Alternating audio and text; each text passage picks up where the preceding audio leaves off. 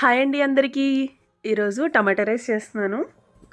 So మనకు కావాల్సినవి పచ్చిమిర్చి, ఆనియన్స్, టొమాటో. నేను కాలేజ్ టైంలో ఉండేటప్పుడు మా ఫ్రెండ్ వాళ్ళ మదర్ చేసేవాళ్ళు. నాకు చాలా ఇష్టం. సో చాలా రోజుల తర్వాత తినాలనిపించి చేస్తున్నా. ఫస్ట్ ప్యాన్లోకి ఆయిల్ వేసుకుందాం. ఆయిల్ వేసుకొని కట్ చేసిన పచ్చిమిర్చి, ఎండుమిర్చి, ఇంకా అలాగే శనగపప్పు, మినప్పప్పు, ఇంకా కొన్ని పల్లీలు వేసుకొని కొంచెం వేపుకోవాలి. తర్వాత కొంచెం కరివేపాకు, ఉల్లిపాయలు వేసి బాగా రోస్ట్ అయిన తర్వాత అల్లం వెల్లుల్లి పేస్ట్ వేసుకోవాలి. అంతా బాగా కలిపిన తర్వాత అందులో టమాటో కట్ చేసుకొని దాని పీసెస్ వేసుకోవాలి.